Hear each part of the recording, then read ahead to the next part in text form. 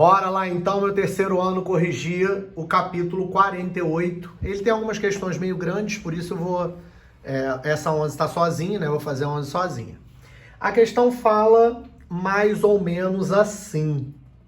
Ele dá uma figura, que é essa que eu copiei aqui ao lado, e fala que na figura OABC é um quadrado, CDE é um triângulo equilátero, de tal forma que o tamanho OC e o tamanho CE são iguais e medem 2.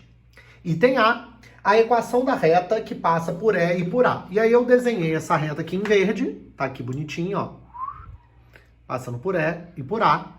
Chamei de reta R, tá aqui. E aí eu vou olhar para minha figura, vou perceber que o par ordenado E, que está aqui em cima, ele está em cima do eixo Y, portanto o x dele é 0 e o y dele vale 4. Está lá no cantinho, y igual a A vezes x mais b, ou m vezes x mais n, ou a forma que você preferir. Montei a minha primeira equação. Meu ponto A, que está aqui embaixo, ele tem x igual a 2, e por ele estar em cima do eixo x, o y dele é 0. Montei a minha segunda equação. Ao fazer o sistema, eu descobri que o b vale 4 e o a menos 2. Então, a minha equação de reta é y igual a menos 2x mais 4. Como ele não falou em qual formato que ele quer, eu deixei na forma reduzida mesmo, sem problema nenhum. Item B, determine a equação da reta que passa por D e é perpendicular à reta AE. Bom, eu não marquei essa reta, mas ela vai passar pelo ponto D e vai ser perpendicular a essa verde. Se ela é perpendicular e ela passa pelo D, eu primeiro tenho que descobrir quem é esse par ordenado D. Se eu olho para lá, ele tem o valor de x como sendo a altura desse triângulo equilátero de lado 2.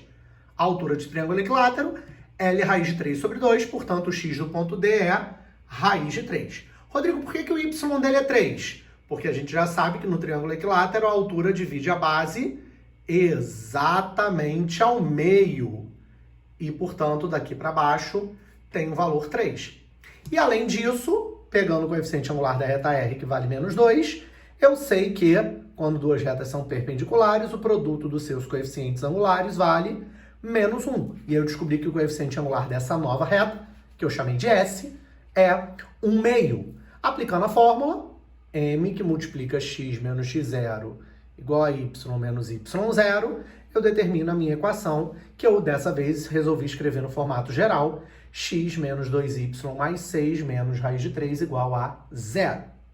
Item C, determine um ponto P, tá aqui bonitinho, no segmento OA, de modo que a reta que passa por E, que está lá em cima, e por esse P, eu defini essa reta em roxo como a reta T, divida o quadrado em duas regiões, de tal forma que a área da região que contém o segmento OC, que é essa área para cá, seja o dobro da área da outra região. Ou seja, se eu dividisse a área do quadrado em 3 partes, uma parte ficaria do lado de cá e 2 do lado de cá.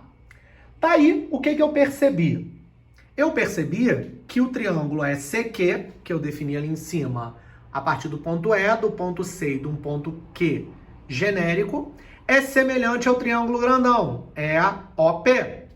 E, portanto, se ele é semelhante, a definição deles me garante que a proporção é que o x do ponto Q é a metade do x do ponto P. Rodrigo, por quê?